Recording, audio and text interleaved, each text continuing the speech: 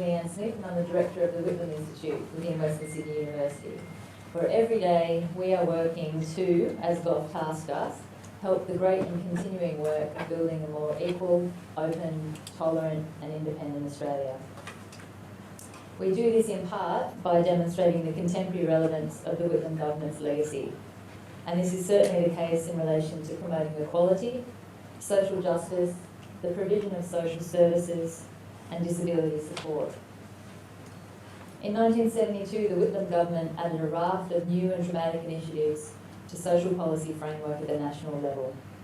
Universal access to healthcare, surviving today as the Medicare scheme, and the National Compensation Scheme, which was frustrated and defeated in the hostile Senate, but which would re-emerge a generation later as the National Disability Insurance Scheme. Whitlam championed and was sometimes viciously denounced for reforms to disability employment, and his overall strategic view that the government should support employment initiatives and provide opportunity through training, community employment schemes and counselling, rather than relentlessly punishing those temporarily or permanently unable to work. The Whitlam Institute has two key policy research pillars. First, the future of Australian democracy, a future which can only be realised surely when every Australian lives in at least modest comfort, able to enjoy the benefits of our society and its culture. The continued stripping away of a proper social safety net, in our view at the Institute, places that future, that of a truly democratic Australia, in jeopardy. The second pillar of our policy research is Australia's place in the world. Since Federation, Australia has been seen by other jurisdictions around the globe as an example of how to build a society that was both successful and fair. In terms of social policy, we've gone from being a world leader to lagging behind many other countries. So when we saw Dr. Guillaume's research proposal for our annual E.G. Whitlam Research Fellowship, we knew that she had something important to say and that her work had the potential for real policy impact that could improve the lives of Australians, particularly those living with disability. Let me introduce you to her. Dr. Louise Guillaume is the 2019 E.G. Whitlam Research Fellow. She's Discipline Coordinator and Lecturer in Sociology in the School of Arts and Sciences at the University of Notre Dame. In 2016, she completed her PhD at UNDA. Her PhD examines how people with disability on Newstart allowance are constructed and governed through welfare reforms and changes to the disability care and support system. Since then, her research is focused on how groups of people are governed at policy intersections.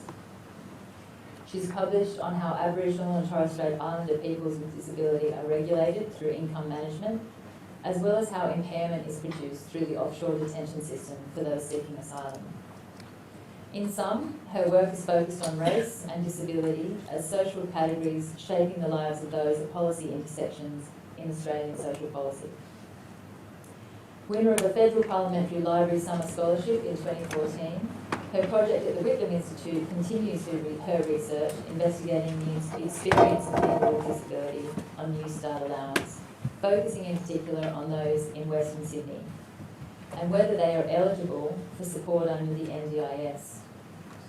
Drawing on Whitlam's legacy in social security and disability policy, and raising the voices of people with disability on Newstart, she hopes to contribute to discussions on how people with disability are governed in contemporary Australian society.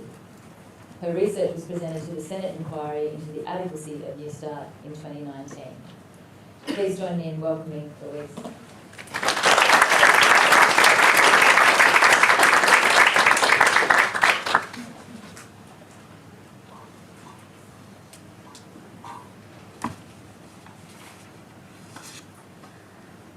I would like to also begin by acknowledging the Gadigal people of the Eora Nation, the traditional custodians of this land, and pay my respects to their elders, both past, present and emerging.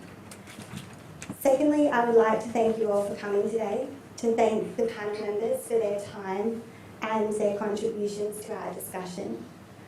I would also like to thank the Whitlam Institute for their support of my research. and my home institution, the University of Notre Dame, Australia.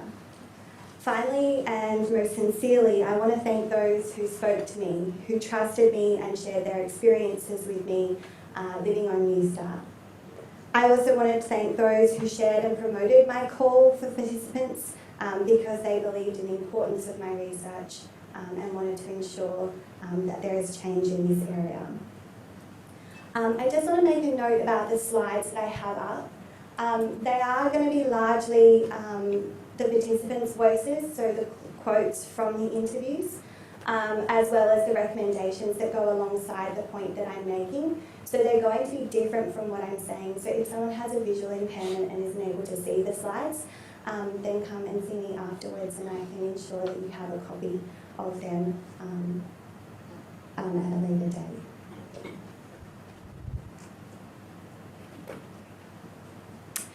So this small-scale project examines the experience of people with disability living on Newstart allowance in Western Sydney. Since 2006 in Australia, like in the United Kingdom, Canada and Ireland, there have been policy changes to the eligibility criteria for the disability support pension. These changes were made by both sides of politics and by various Australian federal governments.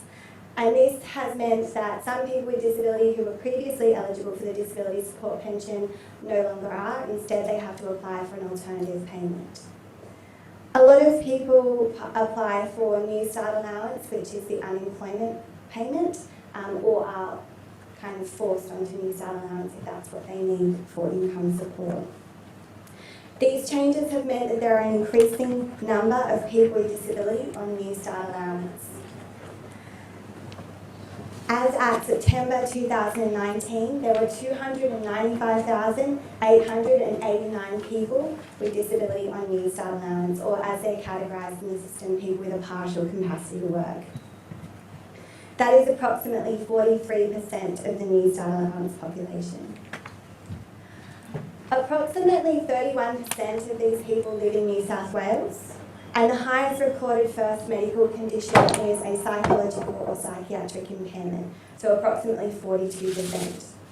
However, more data is required on the experience or on people with disability on Newstart allowance. Often data is available through questions on notice rather than produced as part of the Department of Social Services statistics. On Newstart allowance, people are expected to uphold obligations in order to receive payment. So it could be that they need to apply for a certain amount of jobs or hours per fortnight, attend interviews and appointments, and these need to be upheld in order to remain eligible for payment. Should they fail to uphold these obligations, they can be penalised. As such, this research sought to contribute to the research in this area and growing calls about the inadequacy of Newstart allowance by undertaking in-depth interviews with people with disability on Newstart in Western Sydney. Alongside some of the changes to the eligibility criteria for the disability support pension was the introduction and implementation of the National Disability Insurance Scheme. The National Disability Insurance Scheme seeks to provide individualised funding packages to those who meet the eligibility requirements, including having a significant and permanent disability. They're provided so people can purchase disability supports, so they're distinct from income support, which is what Newstart allowance and the disability support pension is. But I think it's important, and this is what this research does, to examine how these systems intersect with each other to govern people's lives in particular ways. The National Disability Insurance Scheme also includes an information linkages and capacity building tier. This tier is designed to create connections between people with disability and the community by awarding grants to organisations who propose to deliver projects aimed to provide information, linkages and capacity building. As I mentioned, in this context, this research seeks to determine to what extent are people with disability on Newstart eligible for support under the National Disability Insurance Scheme, either through an individualised funding package or through the information linkages and capacity building tier. And finally, this research sought to use Whitlam's legacy and the Whitlam government's legacy in social and disability policy as a lens in this contemporary context. So in order to provide some context, I will briefly discuss how the data was collected. I will, though, not go into too much detail about this, but I am happy to take questions on it if people have any. Just note that some of the information can't necessarily be shared because I need to protect the privacy of the participants who spoke to me. As you will note if you read the copy of the report, there is 3 phases to this research project. And I completed these phases simultaneously.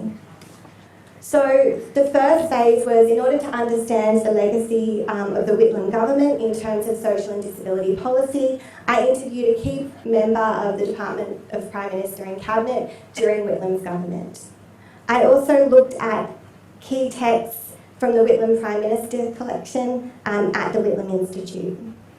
To determine whether people with disability were eligible for any aspect of the National Disability Insurance Scheme, I conducted a policy analysis of relevant documents and also spoke to 3 experts in that space. I also asked my participants if they were aware of the National Disability Insurance Scheme, whether they were also accessing that alongside Newstart allowance, or whether they intended to see if they were eligible for the National Disability Insurance Scheme.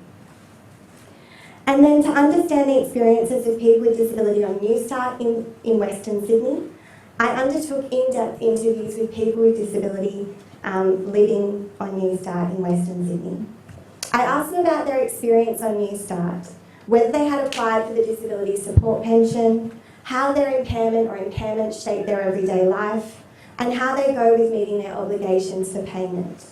In total, we interviewed 16 people for this project, and interviews lasted between 38 minutes and close to 3 hours. Participants lived in a range of areas in Western Sydney, and what you will note is that I don't put where they live next to the details of the participant because I don't want them to be able to be identified. But the areas in which they did live were Penrith, Fairfield, Bankstown, Auburn, Guildford and Ermington. And I recruited participants through several channels using social media, contacting disability employment service organisations to ask if they would share the call for participants, as well as contacting community organisations. 7 of my participants required an Arabic interpreter, and there were 5 males and 11 females, and half of the participants were aged over 50. Participants had a combination of impairments, such as anxiety, severe depression, and schizophrenia. And they had a range of physical impairments, including back injuries and heart conditions.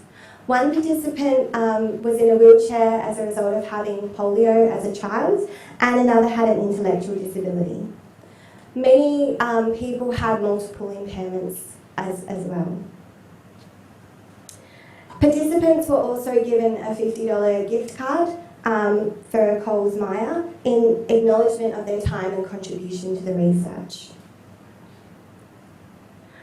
With regards to the relationship between these participants and the National Disability Insurance Scheme, one of my participants was on Newstart allowance with mutual obligations, but also had an individualised funding package through the NDIS. Another participant had tried to apply for the NDIS but was rejected because a medical health professional didn't provide the required documentation in order for her to get access. Another participant that I spoke to was currently working as a linker within the community. So his role was essentially to link people with disability, their families and carers to the community. And as I was speaking to him throughout the process of the research, he became more and more concerned about his job because there was questions with the rollout of the ILC about whether he would be able to continue the job that he was doing. By the end, he did end up contacting me and saying that it was unlikely that he would be able to keep the current linking job that he was doing because the equipment that was going to be used to do the same job that he was doing currently via the ILC was not able to allow him to continue to do that, which I found quite a shame because he was fantastic at his job. When I did go and interview him, there was moments where we were walking through the community and he'd be talking to all of these different people. So it was very clear that he had a grounding in the community and all of these links. He felt that if he did lose his job, it would be likely that he would have to apply for Newstart allowance. So the findings and recommendations can basically be organised into 4 main parts. The first part is in relation to applying for the disability support pension. The second part is in relation to people's experience on Newstart allowance. And the third part is in relation to the intersection between the National Disability Insurance Scheme and Newstart allowance. The final section can relate to Whitlam's legacy. And I won't have time to talk through all of my recommendations and all of my findings, of which there are 30 recommendations, but what I'll try to do is summarise those. In the report you will have a copy of all of those though. Many of the participants had applied for the disability support pension, some on numerous occasions. Some were kind of holding out to apply again as that felt like their only hope to kind of relieve them of their experience on Newstart allowance. Participants raised problems with the eligibility criteria for the disability support pension. And these are concerns raised by other scholars and also in other studies. One part of the eligibility process for the disability support pension is that the primary condition needs to be diagnosed, treated and stabilised. On the low rate of Newstart allowance, it is difficult for people to get their condition diagnosed, treated and stabilised because that requires medical evidence. And in order to get access to medical evidence, this may require money. Furthermore, one participant with schizophrenia found it difficult to keep appointments and have had doctors tell her that she's wasting their time when she's actually been unwell but been unable to communicate that she's been unwell. These past interactions with the medical system have also deterred her from attending appointments, which makes it difficult to then meet the criteria of diagnosed, treated and stabilised. There has also been a shift in the way that medical evidence is collected and assessed for the disability support pension applications. Participants were aware that they needed to have the right medical evidence, the right paperwork, the right diagnosis in order to strengthen their application. And they felt that different types of medical evidence was valued or looked at differently. They found this process quite confusing and fraught with discrepancies, particularly between the reports that their treating doctors provided, but also the assessments made on those reports by government contracted medical professionals who were assessing the evidence. Medical evidence was also difficult for people from culturally and linguistically diverse and non-English speaking backgrounds with disability. As such, based on the findings of this research, it is recommended that the diagnosed, treated and stabilised part of the disability support pension eligibility criteria must be revised and reviewed. It is also important that this is done in a way which considers what best serves people with disability and also those with disability from culturally and linguistically diverse and non-English speaking backgrounds. Participants were either already on Newstart allowance while waiting for the outcome of their disability support application or were found ineligible for the disability support pension, so they became Newstart allowance recipients. Many participants detailed the problems with trying to meet the obligations placed on them through being on Newstart allowance. For some, they got a medical exemption.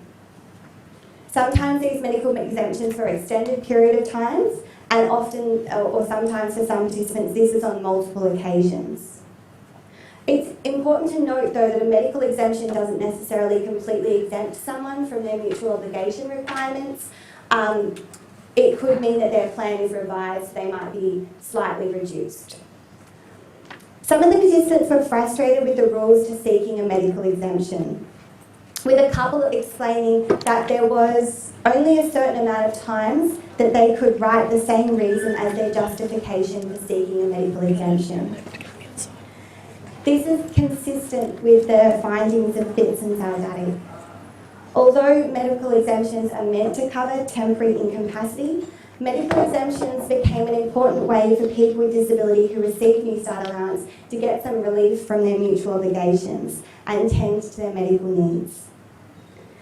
Therefore, it is recommended that the rules around the medical exemptions are reviewed and potentially revised to reflect the likelihood that people with disability may require medical exemptions due to their impairment on multiple different occasions. And they may need to write the same reason on the medical exemption multiple times in a row. There's another problem with the medical exemption part of this process, particularly if people are trying to or intend to apply for the disability support pension. In one stage of your eligibility process for the disability support pension, one of the phases is that you need to demonstrate you've engaged with a program of support. A program of support is like a disability employment service, and the role of a program of support is meant to help people prepare, find and keep a job. However, any time that someone is exempt from their program of support requirements or exempt from their mutual obligations, it doesn't count towards their program of support requirements to meet for the disability support pension. So this could make it difficult for people who are applying for the disability support pension, or it could prolong their ability to access the disability support pension. So I think this part of the process also needs to be revised. For participants who did not have a medical exemption, they had to meet mutual obligation requirements. This often included finding and searching for employment, and this was to a certain amount of hours or amount of jobs per fortnight. Yet many had experienced or felt that they would experience discrimination in employment.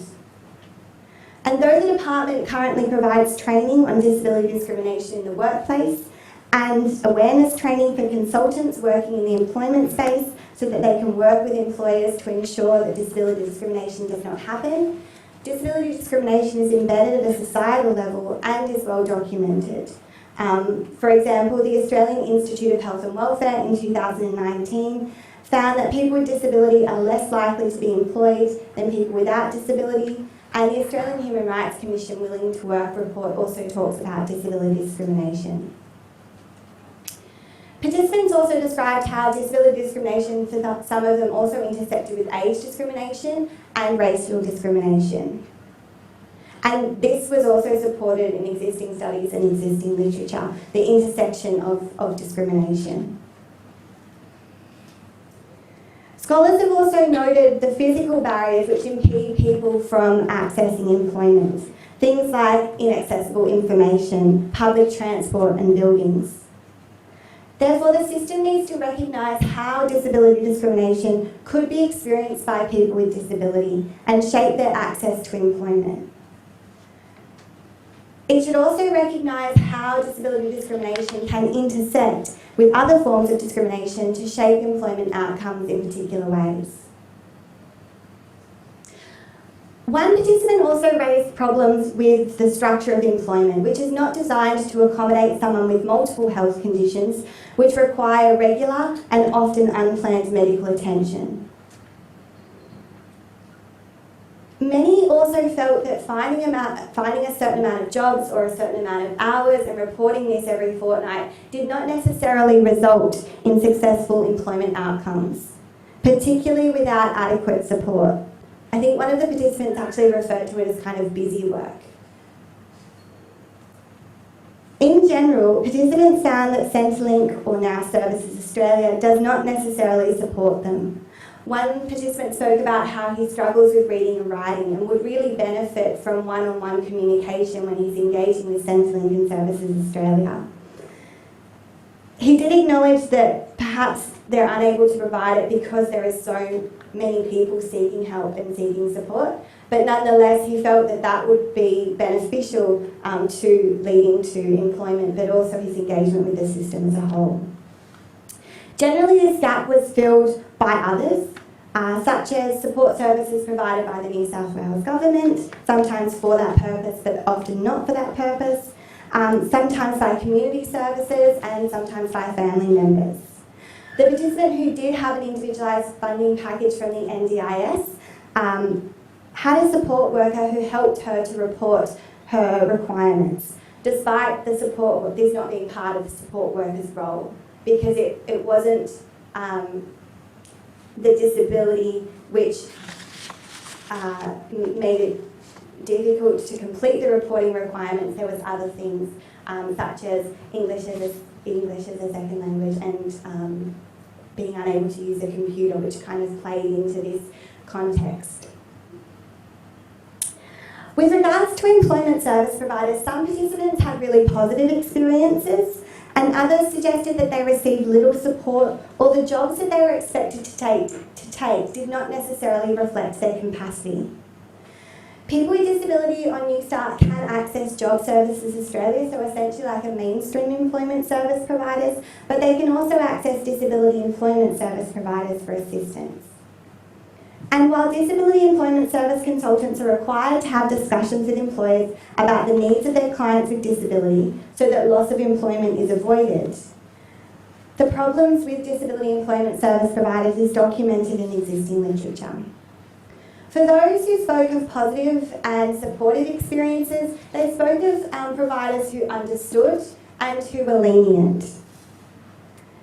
Yet, as participants kind of implicitly hinted at, and scholars have noted, the design of the system, such as too many clients and being outcomes focused, makes it difficult for employment service providers to genuinely support people with disability. Employment service providers also need to be culturally competent, and the National Ethnic Disability Alliance emphasises the importance of taking into consideration cultural competence or being culturally competent, but also thinking about people's prior skills and employment from before they came to Australia, as well as thinking about what their qualifications were. So I made several recommendations in response to what I just outlined. People need to be adequately supported into employment, and this should be informed by consultation with people with disability that could consider individualised and personalised support. People with disability accessing income support should be provided with adequate support as determined by their individual needs. And they should be provided with opportunities which are likely to result in meaningful employment and effective outcomes.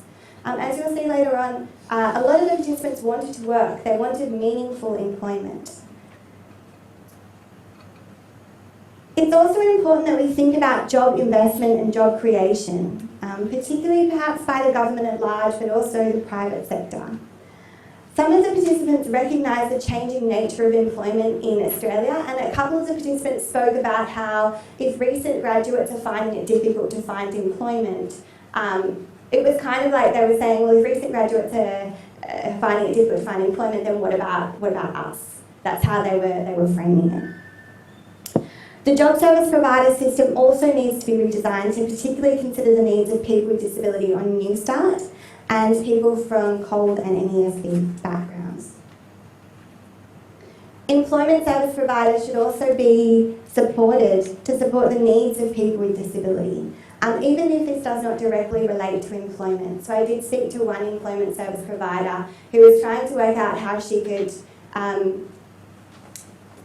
help her clients with other things that weren't directly related to employment, but made a significant difference to achieving the employment outcomes which the Disability Employment Service was seeking. So things like petrol cards or helping top up Opal cards or a new handbag or a shopping or, so thinking about things more broadly than just employment. This report also provides evidence of the inadequacy of the rate of Newstart allowance. People were unable to afford baby formula, sanitary pads, toilet paper, food, and participants spoke of financial stress. They also spoke about how expectations central to their role as job seekers were also expenses that they had to account for on Newstart allowance and which they were unable to afford. For one participant, her debts became exacerbated while being on Newstart allowance. One of these debts was acquired because she wanted to take some time off from job searching and applying for jobs, and so she enrolled herself in a course. She was unable to complete the course as a result of her anxiety and depression, and so is consequently paying back the cost of the course. And she did acknowledge that while that cost has been reduced slightly, she's still paying that back.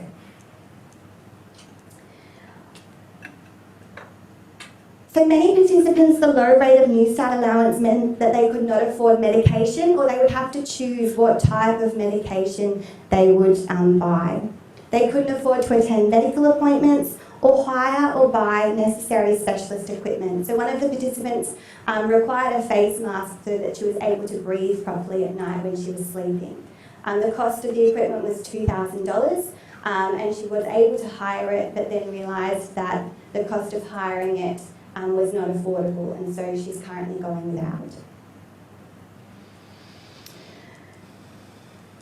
Therefore, this research supports calls to increase the rate of Newstart allowance and suggests that the cost of being a job seeker should be recognised and mitigated, that the medical or impairments costs of people with disability on Newstart should be recognised, and the costs associated with medical documentation for those applying for the DSP should be reviewed. Participants also found it difficult to uphold their mutual obligation requirements, leading to the conclusion that the model is not necessarily underpinned by an understanding of the experience of people with disability, particularly people with episodic conditions. One participant suggested that rather than punishing people when they fail to report their incomes, that should actually trigger something to help the person rather than punishment. She also spoke about how Centrelink is under the assumption, or Services Australia is under the assumption, that people can have a phone conversation, can leave the house and can make a phone call. And she described in her own experience how these are actually skill sets which you develop and at different points lose. Therefore, a review should be conducted into how the system is underpinned by ableism, but this review should include people with disability. It also needs to look at the barriers to people meeting their mutual obligation. And it should look at this notion that people are penalised if they fail to meet their mutual obligations. Perhaps instead it should trigger assertive outreach rather than punishment. People from COLD and NES backgrounds experienced additional difficulties when attempting to uphold their mutual obligations. Particularly when they were unable to use a computer or they found it difficult trying to complete the paperwork. Often this would result in a loss of payment and until they could kind of navigate or get somebody else to help them with that process. So the system also needs to look at how disability intersects with other factors to create difficulties for those accessing income support.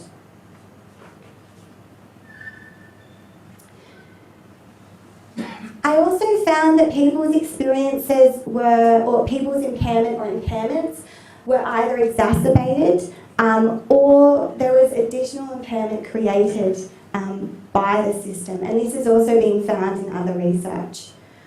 Rather than supporting, encouraging and motivating people into employment, the system operates in a way which causes physical and mental harm. And I think that we need to review the system in light of this and look at the practices which are causing further harm. And I know I said that I won't read the quotes, but I think this one is quite important in this regard. So the participant talks about how she did go for a job interview, it sounded really promising, but when the crunch time came, they decided to go with someone else internally. So she had a breakdown because she couldn't cope. She decided instead that because she wasn't ready for a job, that she would do a course. but the anxiety of needing to impress, to be at your best, came all flooding back. And then the last part says, I think I made my situation worse applying for the job or looking for jobs and trying to study when I couldn't study. So I think, yeah, this really needs to be looked at. As I mentioned, participants really valued employment for a whole range of different reasons. In terms of providing purpose, in terms of providing a social outlet. One of the participants wanted to work because it was a way of essentially getting away from his wife. So he found it as this kind of outlet where he could go. So I think it's really important that we talk about this idea of meaningful employment. And these findings support existing literature which suggests that people with disability want to work, and this is enshrined in various human rights instruments. Finally, in terms of the findings in relation to Newstart and the NDIS, there was some confusion in my discussion with providers about whether someone on Newstart would be eligible for an individualised funding package. In fact, one of the service providers that I spoke to was adamant that they wouldn't be eligible. While my interviews with experts highlighted that the eligibility criteria becomes the determining factor as to whether someone is eligible for an individualised funding package, I think that perhaps some of these beliefs about who is likely to be eligible in this context particularly could also come from the fact that the National Disability Insurance Agency report on employment outcomes for NDIS participants does not capture people with disability on Newstart. It just captures people with disability on the DSP. Despite this, as I mentioned, one of my participants does sit at the intersection of this. She has an individualised funding package, but she's also subject to mutual obligation requirements. And she's quite confused about where she sits at the nexus of these two systems, and why she's being subject to mutual obligations, but she has this funding package. Although the ILC is currently being implemented, and it's difficult to kind of tell who will have access, I think one of the really important points in this space is that if access to programs run through organisations that receive grants as a result of the ILC have eligibility criteria, then this will make a determination about whether people with disability on Newstart will be eligible for benefiting from the ILC. Although things like community awareness and capacity building could indirectly benefit people with disability on Newstart, I think we do need to ask questions about if there are eligibility criteria for the types of supports provided under ILC, because organisations have set them. Where does this leave people on Newstart? There's also no clear guidelines on how ILC works alongside the income support system. I particularly want to know, for organisations that have economic and community building grants, can someone on Newstart participate in their program? Does that meet their mutual obligations? Or is that something separate that they have to do? Or not have to do, but may like to participate in? And does that then mean that they might not be able to do that because they have to meet obligations as part of income support, and also participating in another program could actually be quite tricky. I also want to know if they were to participate in a program that is run by an organisation that has ILC funding, does this meet their program of support requirements? These kind of details, from what I could see, haven't been determined as yet.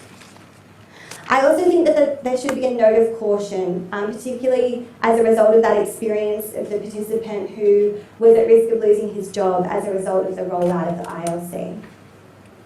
So in this context, I think that as the NDIS continues to be implemented, it is important that people with a partial capacity to work on Newstart are recognised as potential participants of the ILC, but also potential participants of individualised funding packages.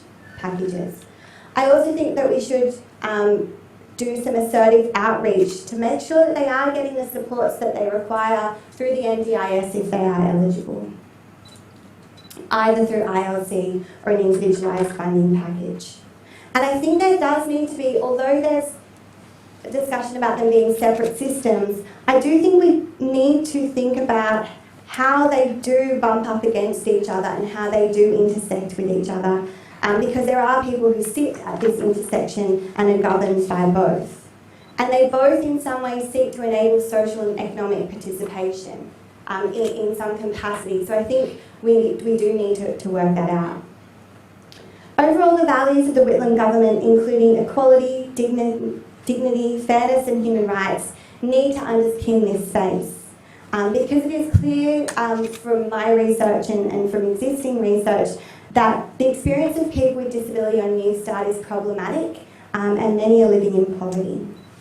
While the NDIS could provide disability supports, there are some concerns that I have raised here which I think we need to investigate further. Yeah, so I'll leave it at that. Thank you.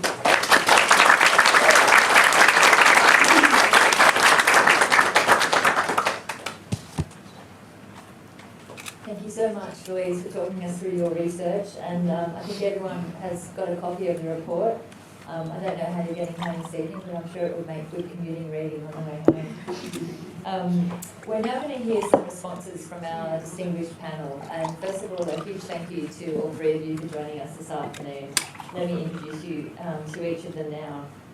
Associate Professor Karen Solditich at the School of Social Sciences, and who is also an Institute Fellow at the Institute for Culture and Society at Western Sydney, will kick us off this afternoon. Karen was awarded a Fogarty Foundation Excellence in Education Fellowship from 2006 to 2009, a British Academy International Fellowship in 2012, a fellowship at the Centre for Human Rights Education at Curtin University from 2011 to 2012, and where she remains an adjunct fellow today, and also an Australian Research Council DEPRA Fellowship. This DEPRA project was in partnership with First Nations communities across Australia and attempted to identify the impact of disability policy reform on their individual, family and community wellbeing, in addition to documenting the implications for social services.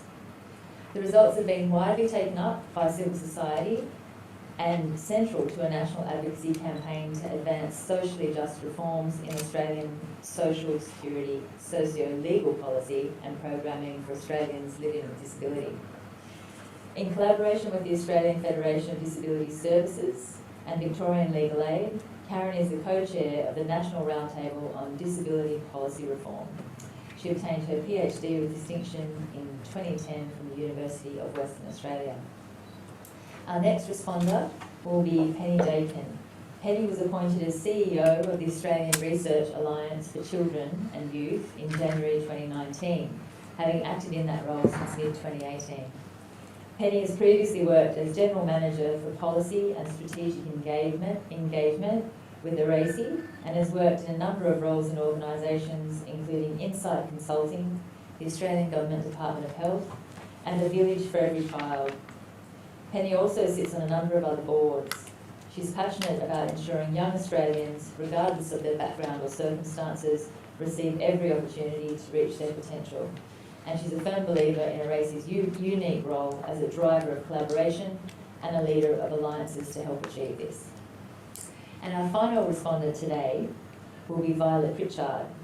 Violet is an advocate for the Multicultural Disability Advocacy Association of New South Wales. Her role involves advocating for any issues impacting the wellbeing and the welfare of people with a disability from culturally and linguistically diverse and non-English speaking backgrounds in the southeastern Sydney region.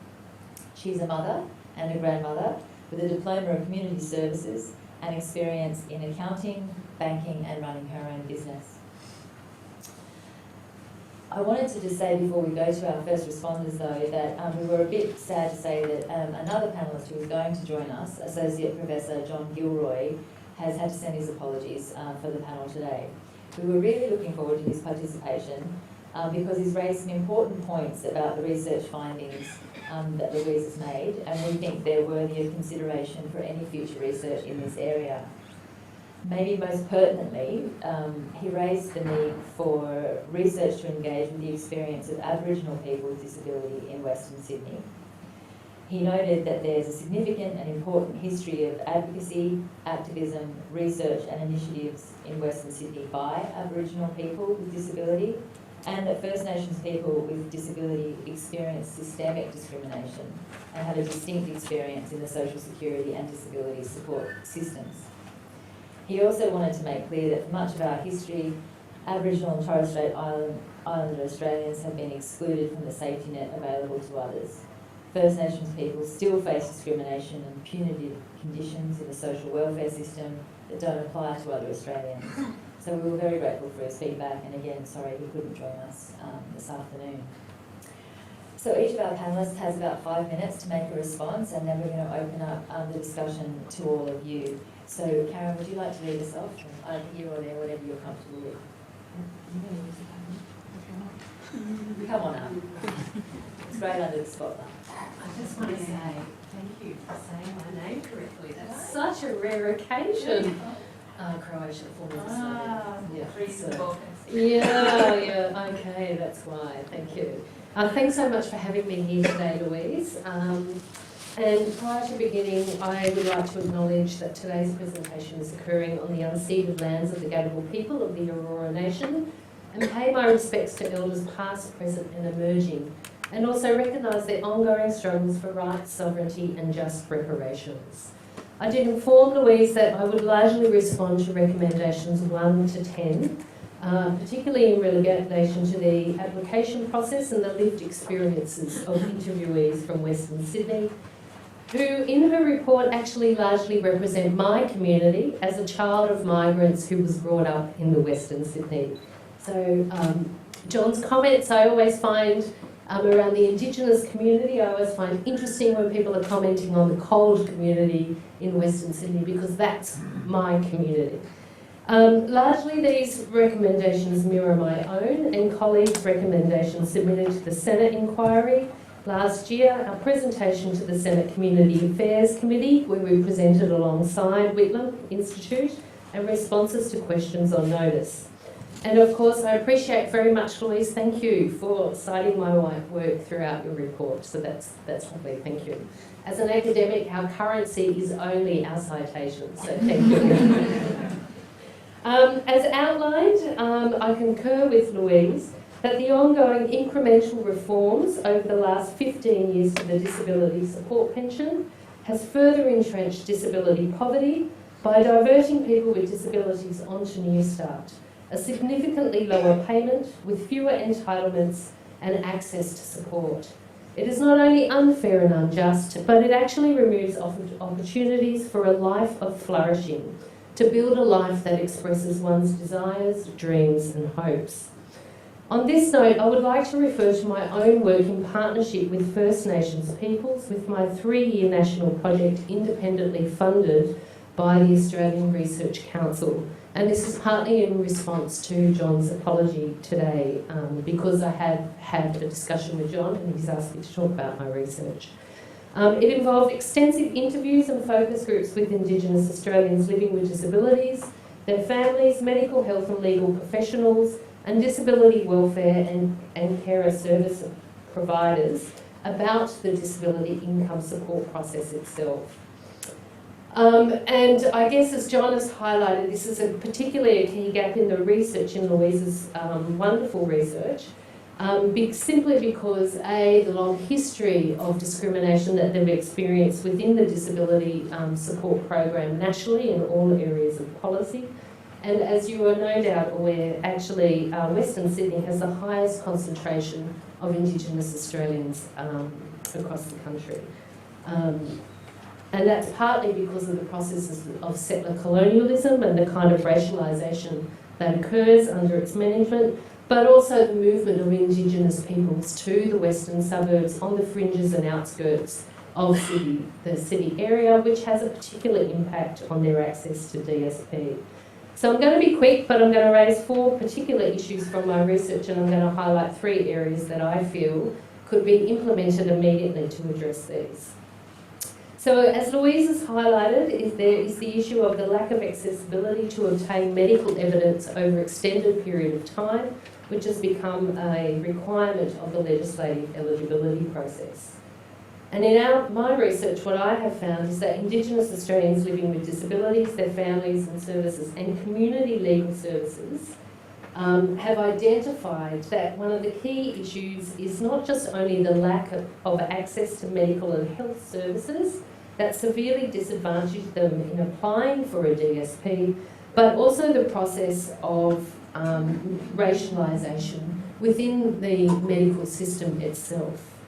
So living on NSA is not only prohibitive to access these specialist services over a 2-year period because of the cost associated with these medical appointments, but also the long-standing racialisation of Indigenous disability within the medical profession that prohibits readily available access to appropriate supports, interventions and diagnosis, often simply because they are not believed to be unwell or to have a condition of a particular kind. As my colleague Dr. Scott Avery has raised this week at the Royal Commission, this has had a huge implication for Indigenous Australians and their overall quality of life. The second area is the economic implications for individuals, their families, their households and their communities. As Louise has pointed out, there are significant impacts for the individual. But within the Indigenous community, across all of our interviewees, including sector respondents, not just Indigenous members, they strongly identify that the gathering of medical evidence was not only onerous on people's personal time and resources, but in fact it actually had a reverberation across households and communities. It often meant that people required long periods of time to complete the application process itself, or they did not complete the application and dropped out of the system entirely. Informal carers were also required to take time off work to provide transport and support, and to spend their own personal time completing forms on behalf of household members. Even though applicants were on Newstart at the time, there is no funding or subsidies associated with Newstart that are actually engaged with the cost of the application process itself. And if we think about Western Sydney, as I often do, who have parents in their 80s who live out there on the fringes, you know, I mean, we talk about disability accessible transport, but there are other issues in those areas where we think about the social housing of Macquarie Fields or Ayers, where there's high concentration of Indigenous people. It's not only that it's inaccessible, but also it's infrequent, it's unclean, bus drivers are often very unfriendly and unwelcoming of Indigenous and non-white peoples onto their bus. So there's a whole lot of racialisation that plays out in these spatial dynamics of poverty in these areas. So with that, in terms of the implications on their households' time and economic resources, is also the item number 3 I'd like to raise is the impact of the current application process on the health and well-being. So interviews across each of the sectors clearly identify that the application process, the eligibility threshold and the financial cost burden generated for individuals and their households has significant impact upon their health and emotional well-being, as Louise has highlighted. But interestingly, even further, that we were able to identify working with Indigenous, with professionals working in Indigenous spaces, is that medical professionals themselves were constantly frustrated by the process, and at times had actually left their offices and gone out of their offices to go to the Centrelink or Services Australia office and say, why did this person get this application? I don't understand. So the medical interviews reported that the rejection letter, outcome letters did not provide specific information for why people were not determined as eligible. And the lack of information actually created more stress not only on the unsuccessful applicants, but also their support services and the medical professionals that were treating them, because they themselves couldn't actually engage with the process because they were never provided with any information as to what they didn't fill out correctly in those forms to support that person.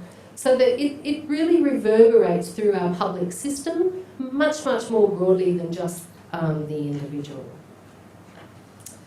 The other impact that it actually has, which is absolutely critical under settler colonial relations for Indigenous and First Nations people, is actually the demands on informal carers, which actually often undermine their capacity to provide care to maintain the social and emotional well-being of the other people within their households and their communities that they were actually responsible for, such as young children and elders. Extensive time invested in the DSP application process for another household member actually took away from their responsibilities to care and support for other community members that they were explicitly responsible for. And we know how that reverberates in the Australian settler landscape around who is a good carer and who is not, and how that feeds into the continual racialisation of Indigenous people under settler colonial governance.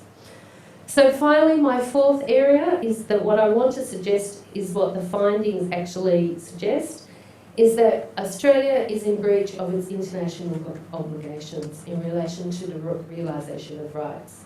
The findings strongly suggest that the overt attention focused on getting people with disabilities into work and off social security payments means that the Australian government are in breach of our international and national human rights obligations.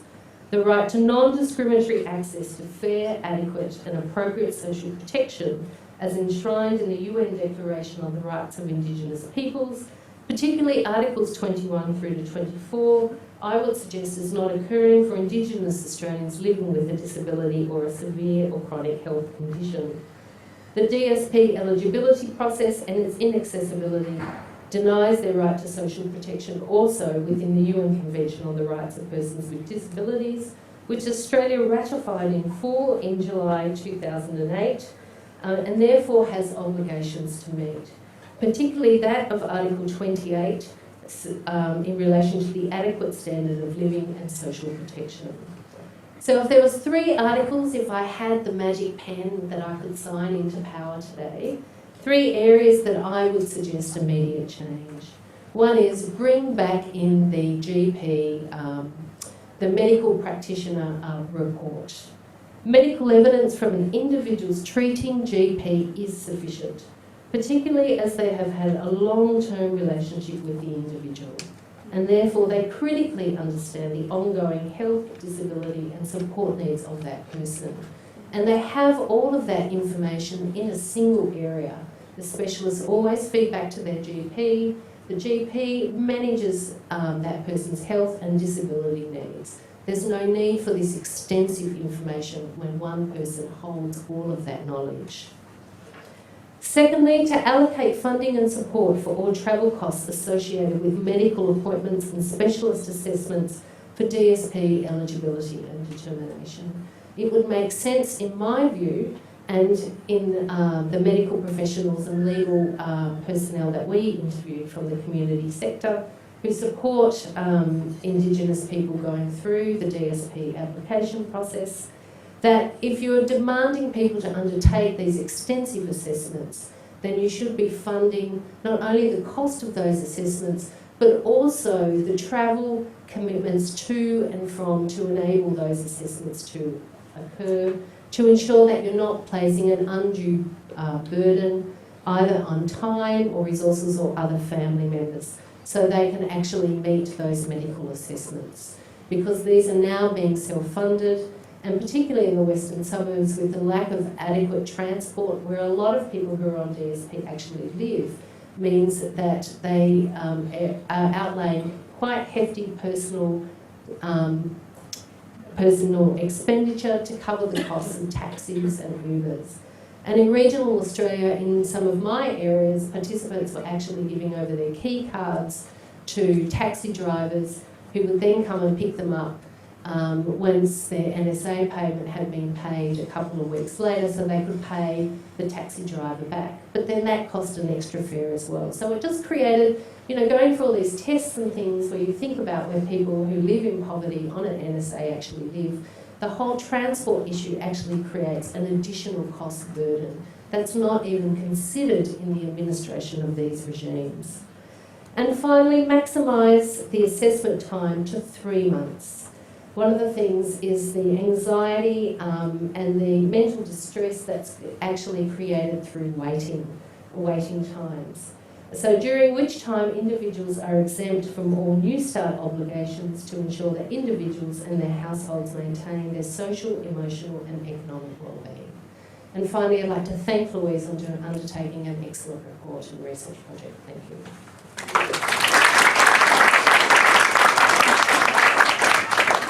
Thank you, Karen. Can you take the stage?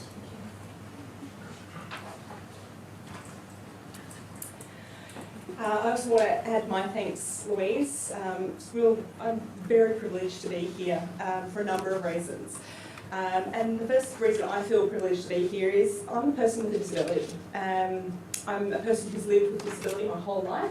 I'm a person who was fortunate enough to live as a disability in a family where my disability was not an issue. My parents had an adequate income to meet the needs created by my disability. And as a result of good luck, nothing more, I've been able to, become a person with a disability who hasn't been on a standard trajectory. So as a person with a disability, thank you for doing your work and thank you for having me here to provide my comments and my response. I also want to acknowledge the traditional owners, pay my respects to elders past and present, and to acknowledge the ongoing contribution that emerging elders, all elders, are playing in the role in our society, and it's a very often ignored role, and I'm very grateful for it.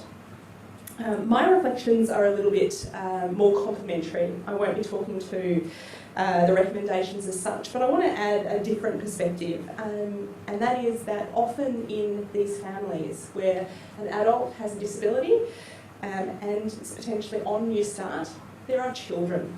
ORACI is an organisation that's all about the well-being of children and young people.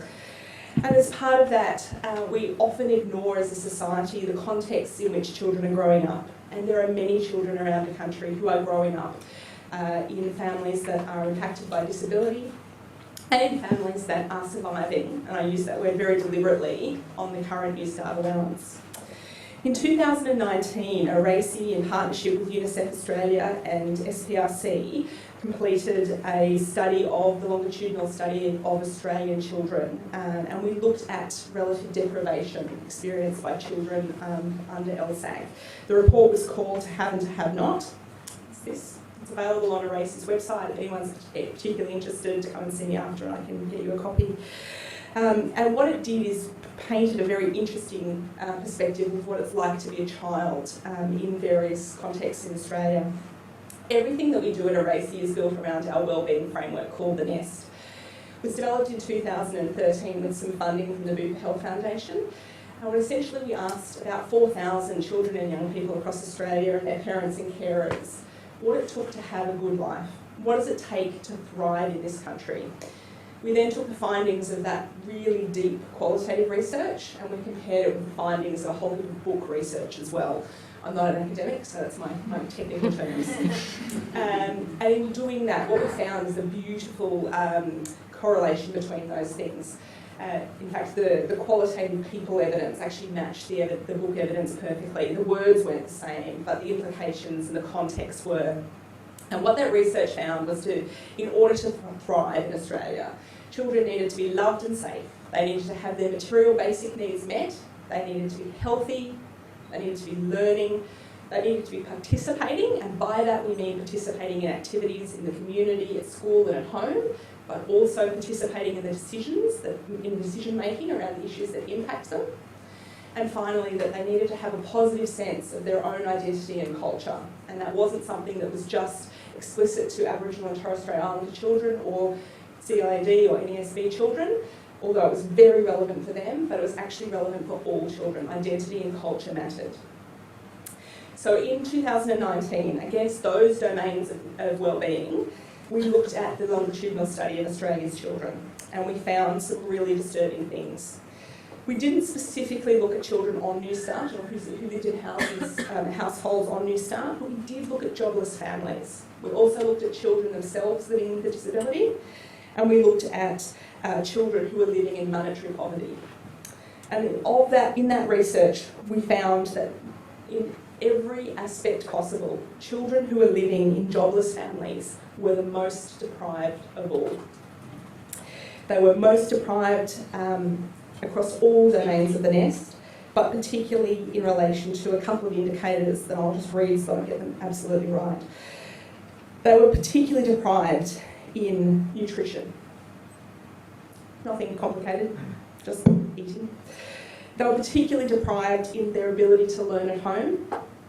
They were 4 times more likely than other children to be experiencing homelessness, and they were twice as likely to be experiencing bullying or social isolation, both at school and in the community.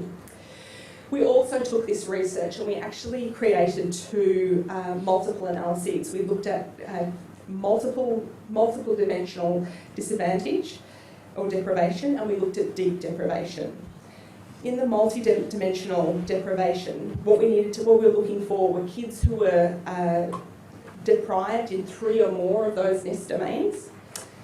And what we saw there was that children in jobless families were 4.5 times more likely when they were 10 or 11 years old to experience multiple dimensional deprivation than other children. It's 4.5 times.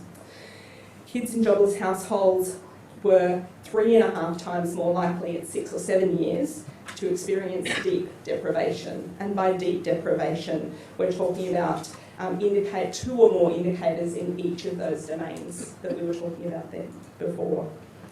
So what's really clear to me, and why I'm so interested in the work that Louise has done, is that whilst it paints a picture of how difficult life is if you're the person who's trying to survive on it with a disability on Newstart, behind that sits a group of people who are very, very silent.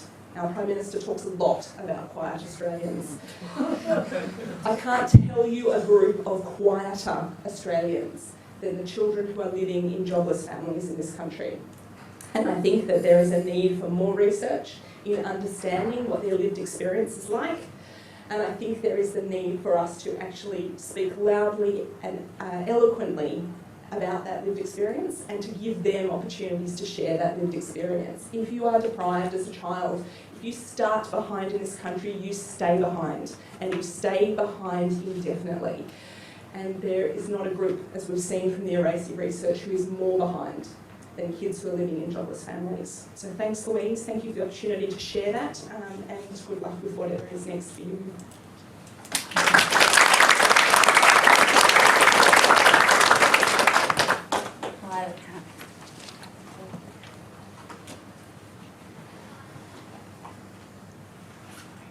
Thank you, Louise, for the invite for our organisation to be here to share the information and to listen to the information and the research. I'm actually a last-minute stand-in for one of my colleagues who is actually not well today. He was supposed to be here to do this, but I'll try my best to relay what's written and what's been agreed and disagreed by our organisation regarding the research. So I'm an advocate from the Multicultural Disability Advocacy Association of New South Wales.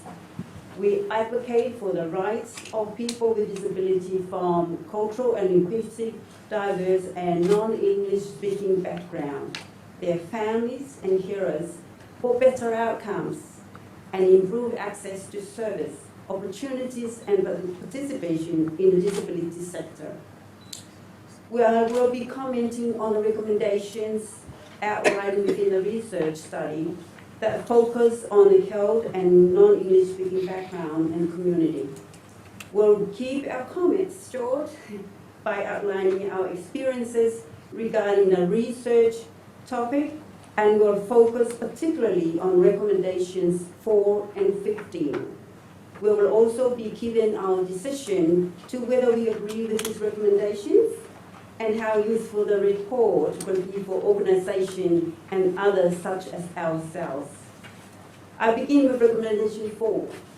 Clear reasons for rejecting disability support pension applicants need to be detailed, including how application can be improved and referral to support services be made for those unlikely to qualify. We will start with recommendation 4 that outlines rejection for the disability support pension and the vagueness that comes with it. NDIS, as we simply know in the community services, agrees and encourages this recommendation. From our experiences, we have had many consumers from our community come to us for advice after they have received a rejection letter from the Centrelink for Disability Support Pension. Many times we see that our consumers do not understand the rejection and need assistance in understanding the letter and what to do next. We especially see this systemic issue in our consumers who do not have any informal supports that assist them. They come to us for advice and inquire to why they were rejected without understanding the majority of the contents of the letter. We find that many people from health background get rejected when they apply for disability support pension as well as NDIS because of insufficient medical reports that oftentimes do not really address the impact of the condition on a person's life, or the lack of clarity in which area of functions are deemed to have some capacity or incapability in case of dual or multi-disability. We have to bear in mind that getting comprehensive reports are very expensive, thus an additional burden for applicants. Hence, we recommend clarity in the rejection letter to be simplified, plain English, and with suggested ways to gather the additional information needed to appeal their decision. The reasonings behind the rejection letters need to be clear and outline exactly why they were rejected, with solution on how to go forward with the application or other support services available. MDAA agrees with this recommendation as it will hopefully give clarity to the health community with disability and improve their chances of reapplying and gaining access to disability support pension. Recommendation 15, the job service provider system needs to be redesigned, particularly to consider the needs of people with disability on NSA and people from COUT and non-English speaking backgrounds with disability. Moving on to recommendation 15, we wanted to address this recommendation as particularly it impacts strongly to the health community with disabilities. In consultation with colleagues and peers, we have identified a systemic issue raised with job service providers. We often see people with disability come to us for assistance in understanding the way the system works regarding employment services. They are confused and intimidated by the complex nature and the requirements that they need to satisfy the provider with. They often have disabilities that do not allow for them to go searching for the required number of jobs, but are forced to reach a minimum requirement to satisfy the criteria to gain the finance, to gain the jobs they're looking for, or to gain the finance to survive. We also need to consider their limited language skills, which pose a great barrier to finding jobs, coupled with a lack of computer technology literacy or the lack of access to technology. We agree with the recommendation to redesign the system incorporated in the health communities. The job service provider lack the training and education work with people with disability from health and NDIS backgrounds. To redesign the system, we need to change the way job services providers such that they should have training on cultural competency and disability awareness. It seems it is all number focused and not person-centered approach to their practices based on our experiences. Most times, quantity supersedes quality service. If we are working on the principle of social justice, we need to level the playing field and provide support for people from CODE with disability, according to their needs, example, provision of interpreters or translated work, health and safety materials for work in simple English or in their language. According to the Australian Network of Disability, over 4.4 million people in Australia have some form of disability, of which 2.1 million are of working age with disability. Further, only a little over 1 million are employed, so therefore the government needs to redesign the employment program. Targets or quotas should be set for employers where government and non-government organizations to make it inclusive for people with disability. This is a challenge for the Australian government to really keep to its commitment of increasing the participation and inclusion of people with disability. To summarize, we agree with the scope, the ethical conduct of this study, as this is very relevant to the needs of our cohorts and the recommendations made by the researcher. This report summarizes the important factors which we face people with disability and highlighted the reference to care communities. We absolutely recognize these systemic issues that face our consumers on a daily basis, such as the rejection from the disability support pension without any clear indication as to why, and job service providers having little to no training related to persons with disabilities, and especially those from the CAL community. This report provides organizations such as us and government bodies the chance to see the real impact on people and with disabilities from CAL background. Overall, Louise has done an in-depth research that allows us as an organization to see it in more quantitative terms so we can better adapt and assist our consumers with the issues raised.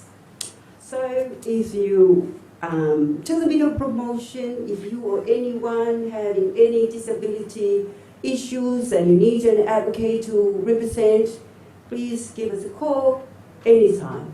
And thank you. Thank you again, Louise, for having me.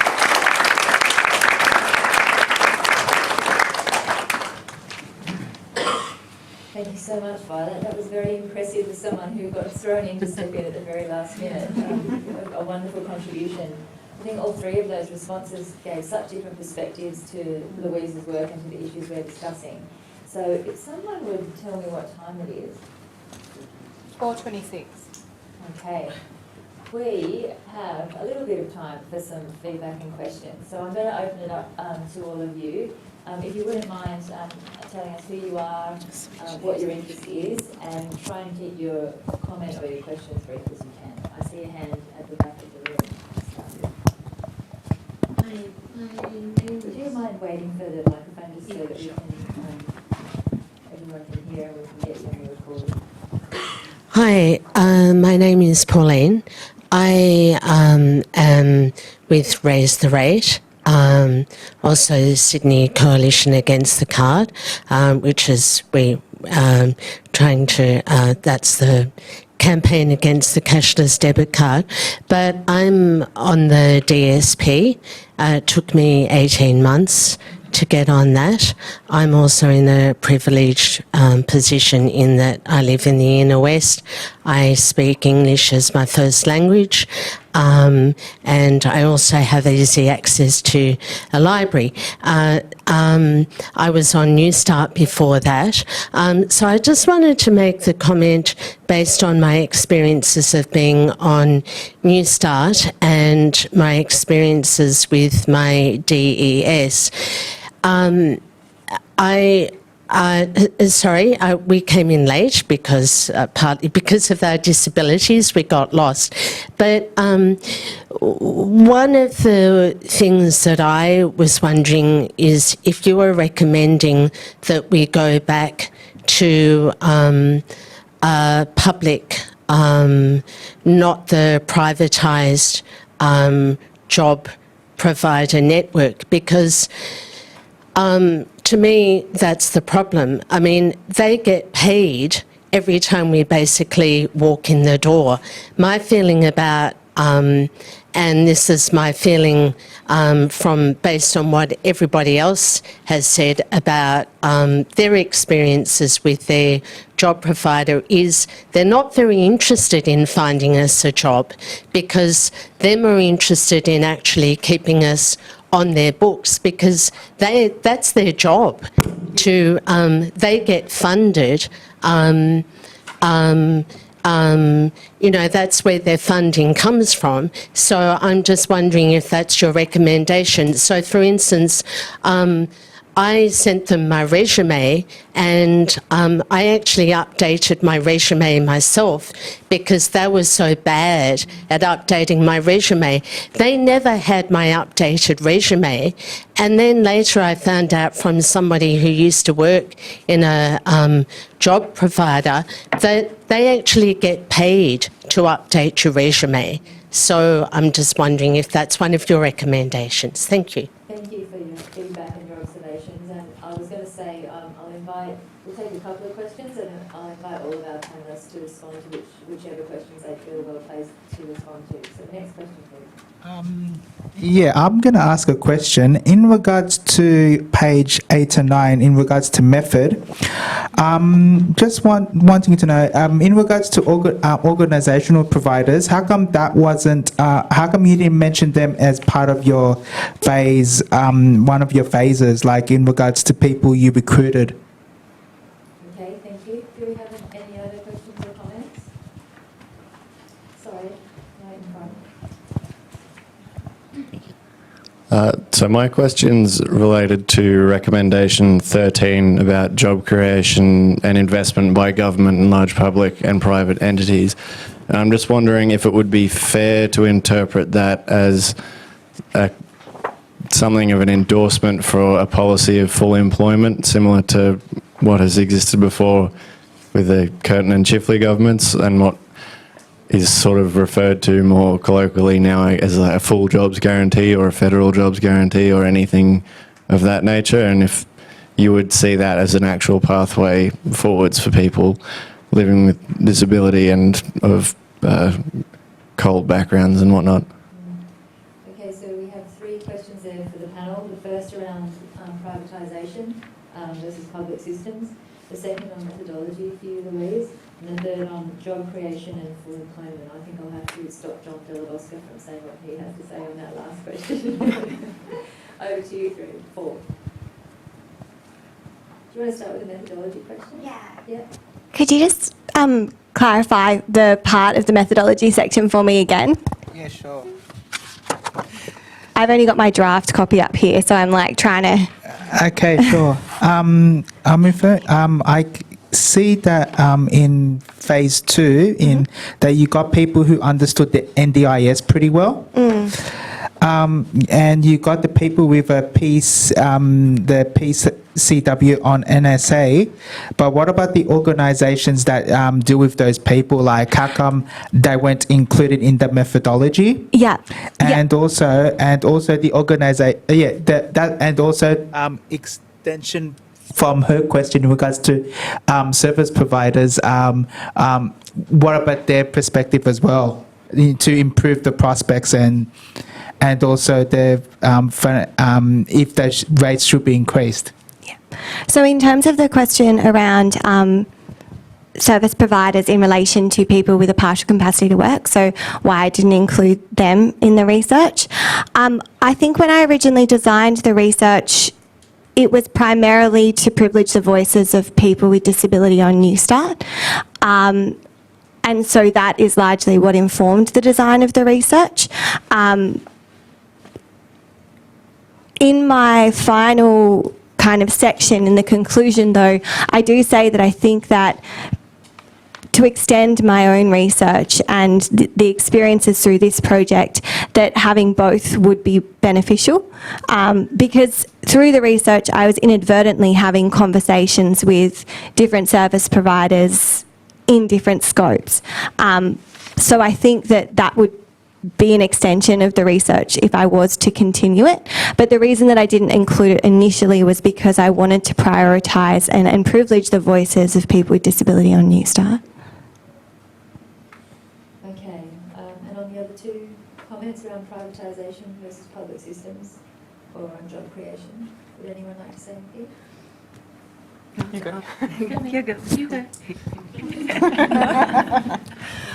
Just to respond to the lady right at the back about service provider, the job, is that right? Yeah, okay, and you were asking for recommendation. As I have actually noted and presented that we find that a lot of employment service provider lack training. They are more number focused. Is that more number focused to meet? Of course, what you were saying, it's all true. They get paid to do all those things, but they're not actually deliver what they were intent to do, to help and support you, and also to respect your right as a consumer. So my recommendation, if you still encountering those problems at the moment, please feel free to call us, and that's where an advocate can come in and sit down with the employment provider and go through what needs to be done to assist you, to let them know that your right has to be respected and you need to be supported to overcome the issue that you're facing at the moment. Is that something that you would like to do? Yeah, thank you. Sorry, thank you for that response. I'm on the.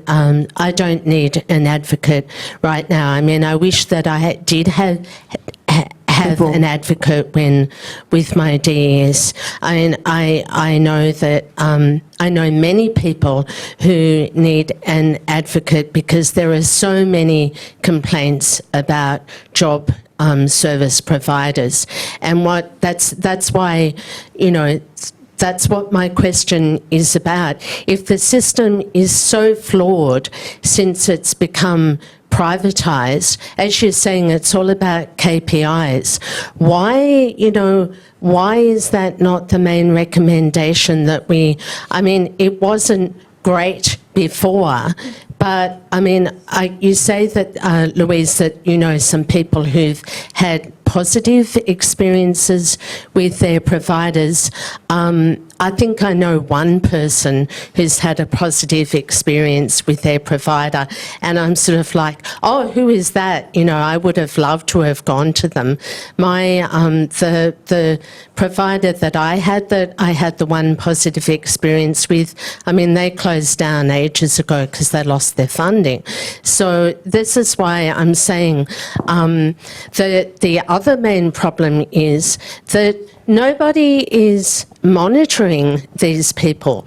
If you make a complaint, it goes to the manager of the provider, and then it goes nowhere else apart from fair trading or sorry, my mind's gone blank, but to the Ombudsman, but, who is overrun with complaints. But there's nobody else who is monitoring them or doing anything about it. It goes to the manager, and then it comes back to you because it's a private system, you know. So so that a private advocacy is private advocacy is great, but we all need it. So many people need it.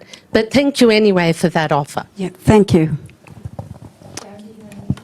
I actually want to come back to the Whitlam legacy around the issue, what we now call privatisation, which we must, I guess, if we think about Whitlam, his idea wasn't actually about privatisation. Initially, his idea was about democratisation of the public sector and the way in which government services could be devolved to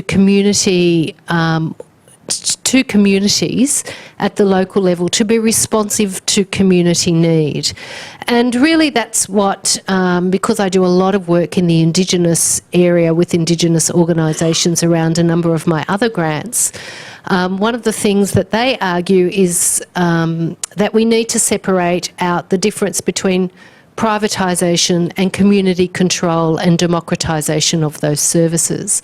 So it's not just about whether they're public or private, which I think what we're experiencing now is the pointy end of privatisation with high competitive contractualisation.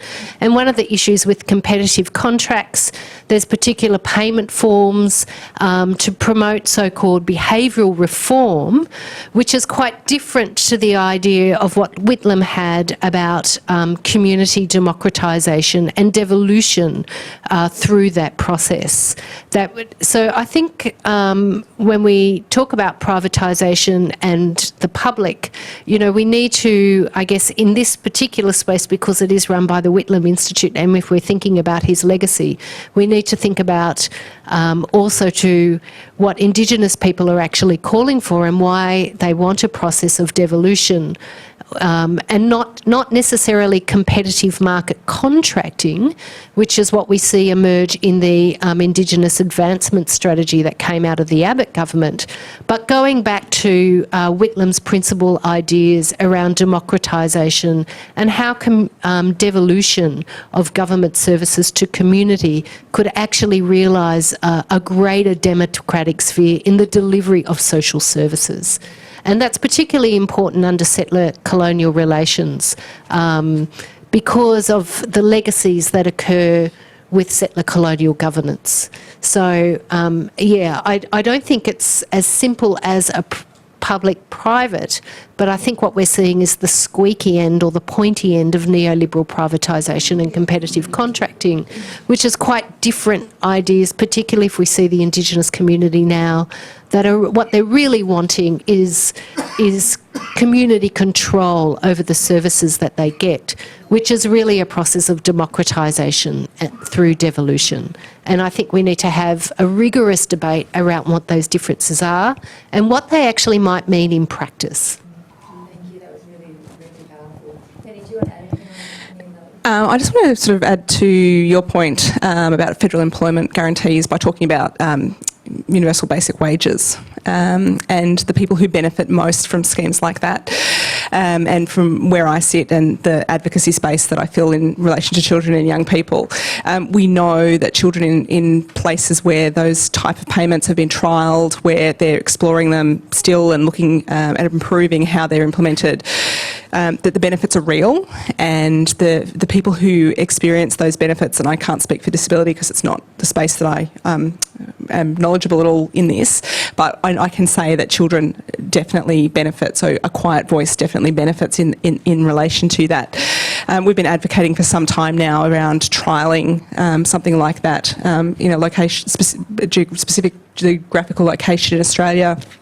Obviously, we haven't had a whole heap of traction with that, but I think that is one response that I think would possibly have really meaningful benefits to a cohort of people who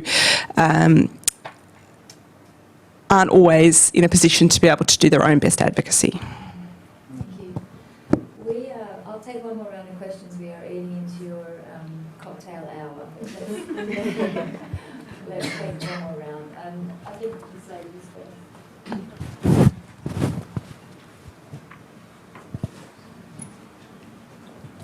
Hi, my name's Kerry. I'm a teacher some of the time. I have 3 sisters with mental illness, and I vacillate between the North Coast, the Central Coast and Sydney. And one of the things that's been alarming me as a 65-year-old is the incredible discrepancies between services in every direction. The amount of homelessness up north, the lack of facilities on the Central Coast in what's possibly the poorest electorate in Australia around the entrance area, and yet this combination of and collection of people with disabilities. I know that my sister was in a housing community over at near Macquarie University, and 550 people lost their long-term homes. Some of them had been there 30 years because of the rising housing market and foreign ownership and all those big blocks of eco units that went up and heated things up incredibly. She now lives alone and of course is doing very badly, and I was a little bit shocked at how many people died when they had to leave those homes, and they lost community, they lost accessible services, they lost everything. Yes, they get taxi things, but there's nothing there for them living alone like that. Up the North Coast, extraordinary amounts of domestic violence have been discovered by Barefoot Law, and things that you'd never see even in sweet communities like, you know, the Byron Bay Mullumbimby area. I come from originally from Narrabri area, and coal seam gas has led to extraordinary things with toxicity and, you know, ice and suicide and so forth. Even Yarraka Bales was telling me that dogs were threatening to take her little dwarf son away from her because she refused to let them experiment on him anymore with surgery. I think Australia needs to take a really good long look at all this stuff. And particularly when I come to Sydney and I see multi-billion-dollar casinos and, you know, all the rest. It is outrageous. And, you know, compare Lismore Library to almost anywhere in the state, and I mean, it's ridiculous. It is ridiculous. Thank you for that comment. There was a hand up over here. Yes. Yeah, I was just wondering whether there had been a recommendation that, you know, people on who have been long-term unemployed or underemployed are at much greater risk of mental health conditions, and job seekers, particularly long-term unemployed people, are more than 4 times as likely to commit suicide than the rest of Australia. So when it comes to finding the most needy job seeker, and that's more likely to have disabilities intensify from long-term unemployment, surely there could be a recommendation that we treat long-term job seekers less with a punitive approach and more with greater levels of actual help rather than supervisory approaches that are punitive. Thank you for that question. I'll take one more hand before we wrap up. There's a few. Where?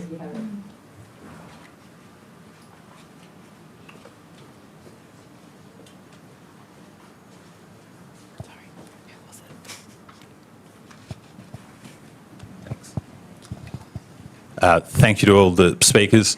I'm a researcher, and I suppose I'm now a carer for a brother with chronic schizophrenia after my parents died a few months ago. And I just wanted to speak to the points that have been raised around universal basic income and privatisation.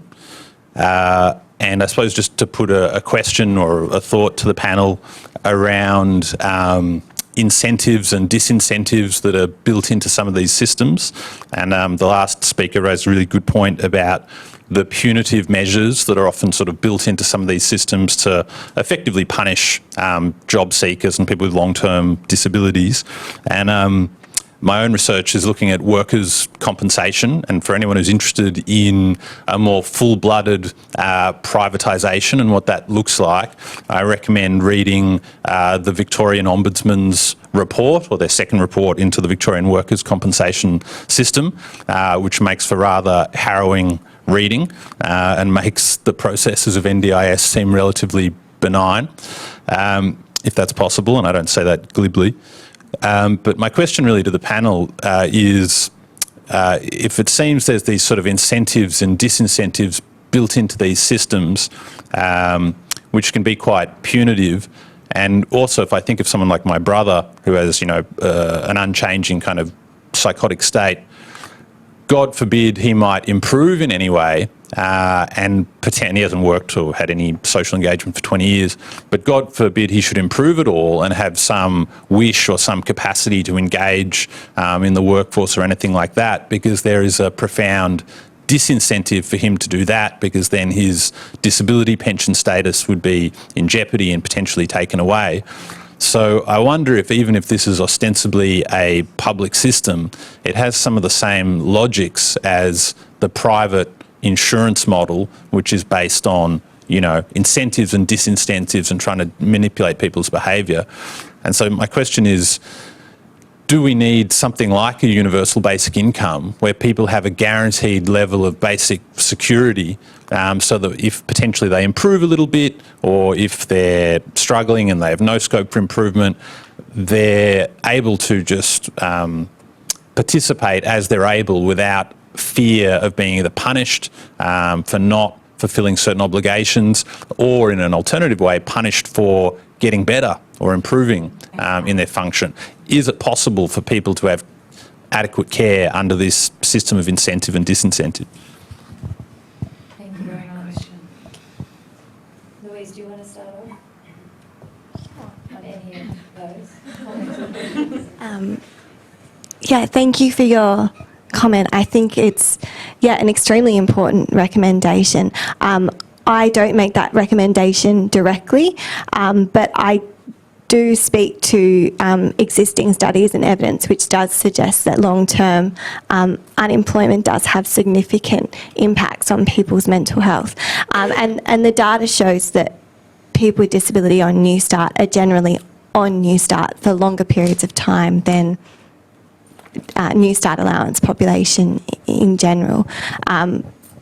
And I think the recommendation that I was getting at, where I was talking about the harm that is caused by the system, and trying to acknowledge that and draw attention to that, and then start to do something about that, is not exactly what you were saying, but what I was trying to hope to capture as part of that recommendation.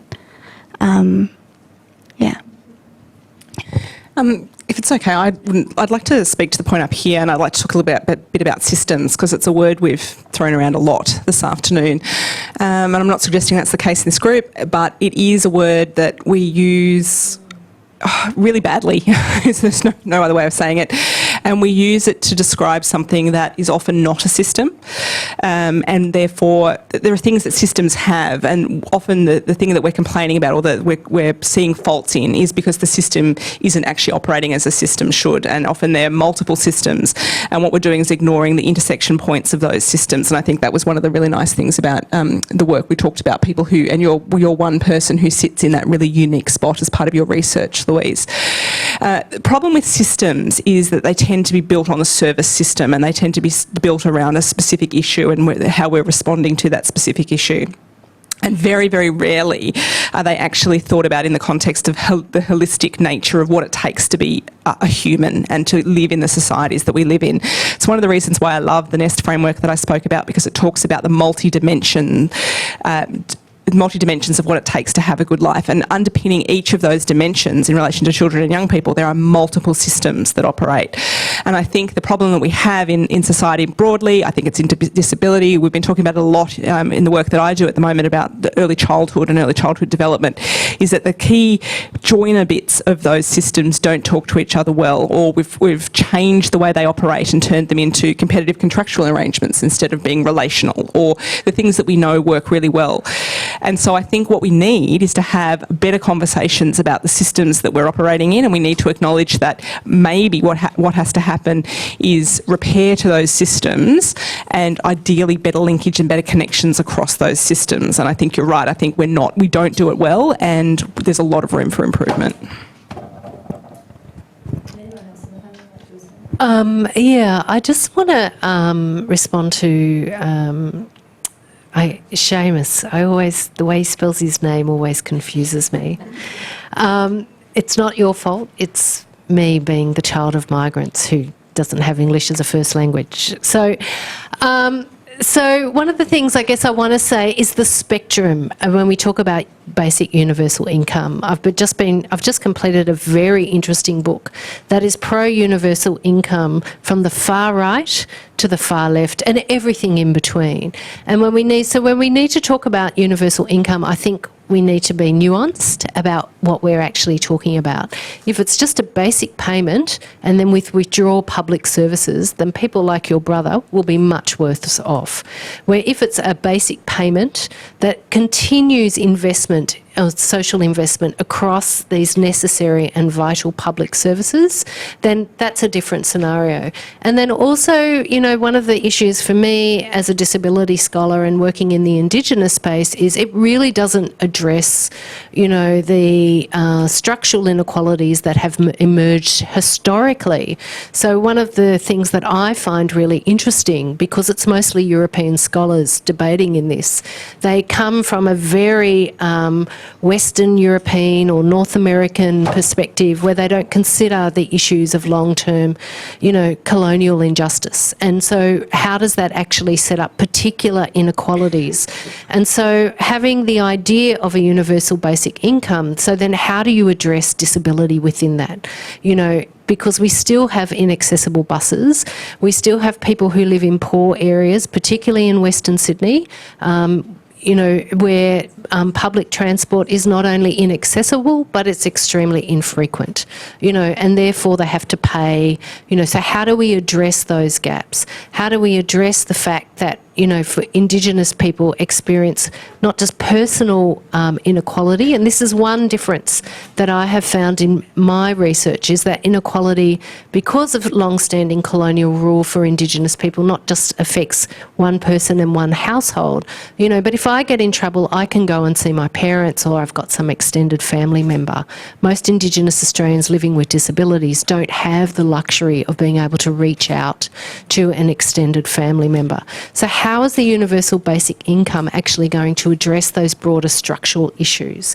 So when we think about it, we need to, be careful in how we're pitching it publicly to make sure that when we're not advocating for a universal income, we're actually not undermining the good stuff that exists, such as public health, such as public education, and that really we're actually extending the possibilities of what a universal income support system may mean.